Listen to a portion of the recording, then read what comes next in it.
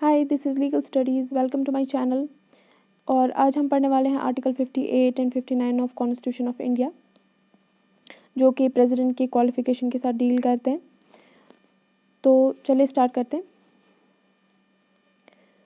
Article 58 हमें क्या बताता है, चलिए देखते हैं। क्वालिफिकेशन, यह हमें बोलता है आर्टिकल 58 किसकी क्वालिफिकेशन, यह हमें प्रेसिडेंट की क्वालिफिकेशन के बारे में बोलता है। It provides the qualification which a person must possess for being elected as president. He is a citizen of India. He has completed age of 35 years. He is qualified for election as a member of Lok Sabha or House of People. He doesn't hold any office of profit. ये था हमारा article 58। तो इसका मतलब क्या है?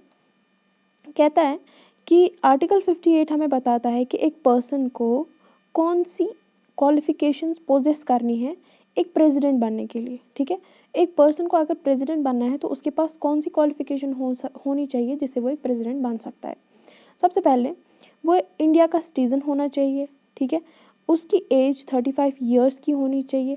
वो qualified होना चाहिए, जो लोकसभा का मेंबर बन सके। जो भी कोई लोकसभा का मेंबर बन सके या हाउस ऑफ पीपल, वो दोनों एक ही चीज़ है।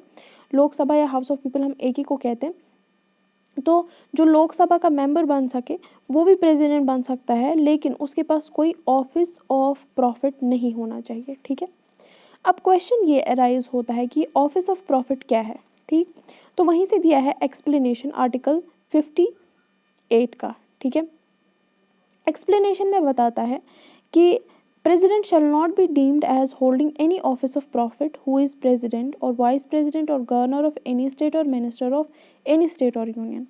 बताता है कि एक पर्सन को नहीं हम मान सकते कि वो ऑफिस ऑफ प्रॉफिट होल्ड करता है। ठीक है, किस पर्सन को हम नहीं बोल सकते कि ये ऑफिस ऑफ प्रॉफिट होल्ड करता है? अगर वो प्रेसिडेंट है, वाइस प्रेसिडेंट है, गवर्नर है या मिनिस्टर है। ठीक है, किसी भी स्टेट या यूनियन का, तो हम ये नहीं बोल सकते कि वो ऑफिस ऑफ प्रॉफिट होल्ड करता है। ठीक है, उसके बाद आर्टिकल 59। अब उसके ऑफिस की कंडीशन होती है प्रेसिडेंट के। ठीक है, वो क्या कंडीशन है? एक प्रेसिडेंट किसी भी पार्लियामेंट में, किसी हाउस का या फिर लेजिस्लेचर में, किसी भी असेंबली वगैरह का मेंबर नहीं हो सकता है। ठीक, वो अगर वो प्रेसिडेंट बना और तब तक वो मेंबर था पार्लियामेंट में, किसी हाउस का या लेजिस्लेचर में वो कहीं पे मेंबर था, तो इन केस वो प्रेसिडेंट बन गया, जिस दिन वो प्रेसिडेंट एज प्रेसिडेंट अपने ऑफिस में एंटर करता है, उसी दिन वो जो सीट होती है उसकी as member of state legislature या फिर पार्लियामेंट वो वैकेट हो जाती है, वो खाली हो जाती है। ठीक है, यही बताता है हमें आर्टिकल 59। चलिए पढ़ते हैं। President can not be member of either house of parliament और लेजिस्लेचर ऑफ एनी स्टेट। अब इसकी explanation, if he is member of any above house, अब अगर वो मेंबर होता है, he shall be deemed to have vacated his seat, तो माना जाएगा कि उसकी सीट वैकेट हो चुकी है in that house on the date, जिस डेट पे वो enters his office as president. ठीक है, इतना ही था आर्टिकल 58 और 59। आई होप आपको समझ आया होगा।